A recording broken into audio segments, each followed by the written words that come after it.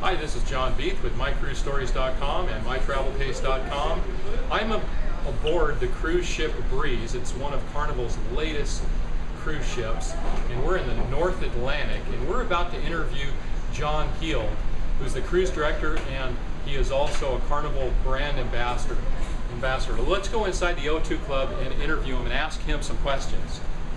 Now, everybody asks my wife and goes on her blog and says, what happens if I'm left behind? And we've got some guests aboard on this cruise that are constantly late. And I won't mention their name, but we know who they are. So what happens if somebody is left behind in port?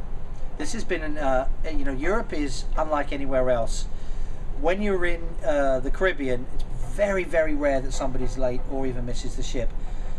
For the season that we've been here in Europe since the beginning of June to where we are now in November, I don't know the exact number, but I would guess conservatively that we have had probably around 50 people miss the ship in the 5-6 months.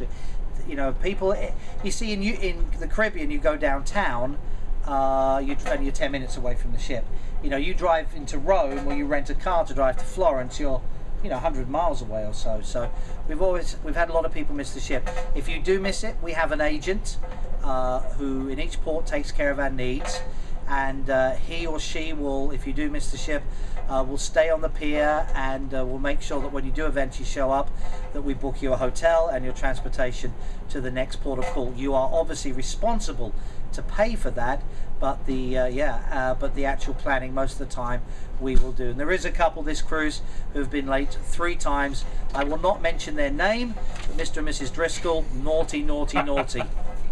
Yes, but what about our passports? How can we fly anywhere without our passports? Yeah, now if you are in Europe, we have what's called a Schengen visa, which means that for most people, for Americans and Canadians certainly, you wouldn't need your passport to go from one Spanish port to another, from one Italian port to a Spanish port, as long as it's within the European Union.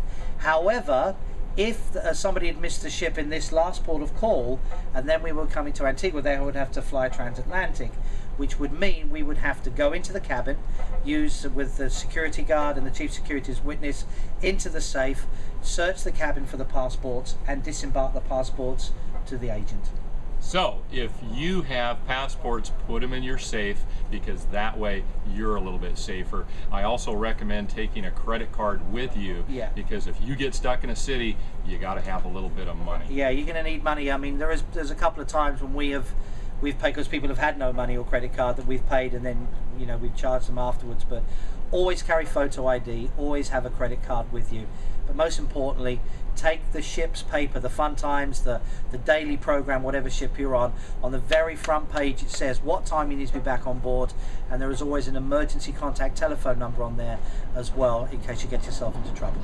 And don't go by shore time, go by ship time. That's how a lot of people are probably late. Always stay on ship time. If there's any change to that, the captain or the cruise director will let you know.